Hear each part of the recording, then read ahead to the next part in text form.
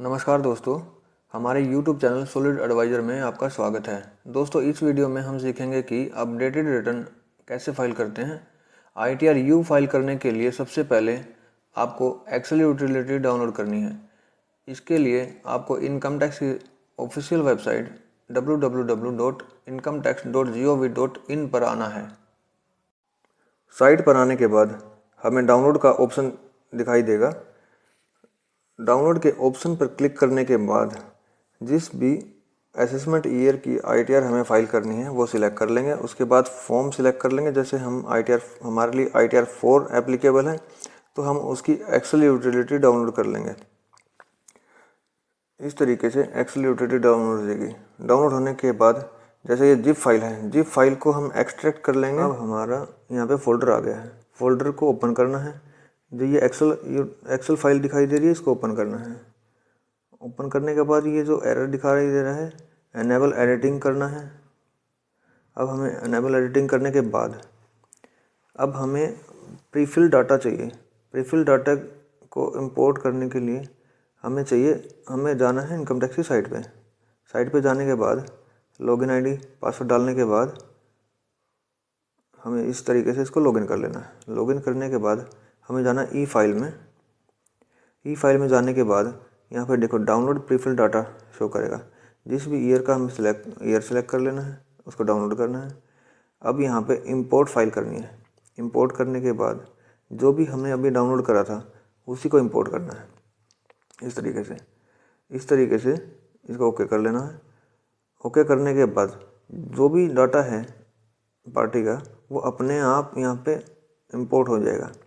उसके बाद हमें नेचर ऑफ एम्प्लॉयमेंट में क्या है, जैसे हमारा ITR 4 है तो बिजनेस इनकम है तो इनका हमें नोट एप्लीकेबल कर देंगे हम।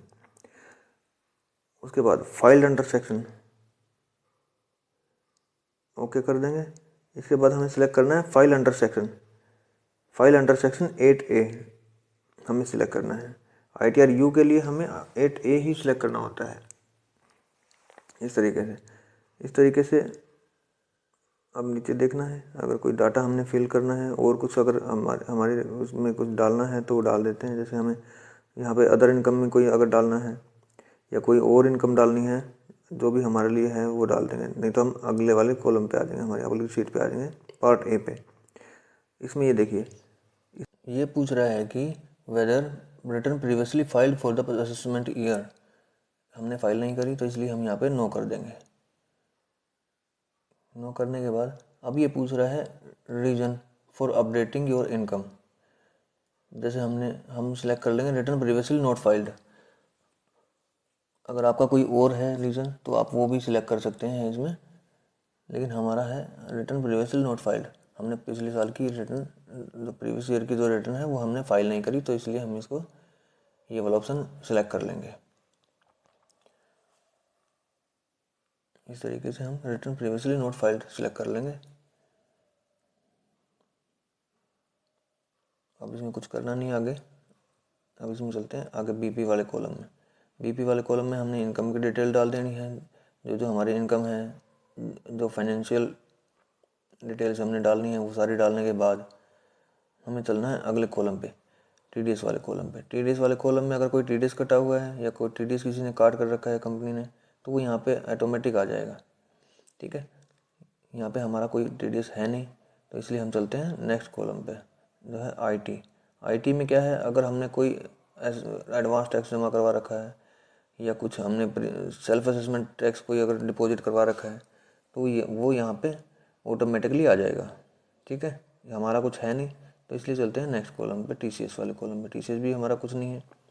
तो अब हम चलते हैं अपनी नेक्स्ट शीट की तरफ जो है पार्ट B ATI, जो है computation of total updated income and tax pebbles.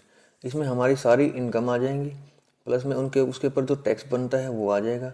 और ये टैक्स हमें पे करना है कॉलम नंबर 14 में, detail of payment of taxes on updated return under section 140B।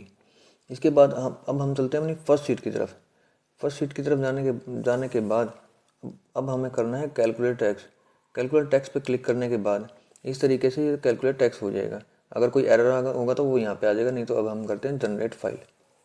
ठीक है, जनरेट फाइल करने के बाद हमारी फ़ाइल जनरेट हो जाएगी अगर कोई एरर नहीं है तो। इस तरीके से अब ये देखिए जैसे JSON फाइल हमारी सेव हो गई है सी ड्राइव में, डाउनलोड्स में, असेसमेंट ईयर 24-25 के अंदर हमारी ये डाउनलोड हो गई। अब इस तरीके से हम इसको देख भी लेंगे ये कहाँ पे गई है। ठीक है, अब ये देखते हैं हमारा ये फोल्डर है, फोल्डर के अंदर ये फाइल हमारी आ गई है। अब हम चलते हैं अपनी इनकम टैक्स की साइट पे। अब हमें जाना है ई फाइल में जाना है। ई फाइल में जाने के बाद फाइल इनकम टैक्स रिटर्न। अब हमें असेसमेंट ईयर सेलेक्ट करना है, फिर हमें अपडेटेड रिटर्न सेलेक्ट करनी है। अब ये पूछ रहा है are you liable for audit, no.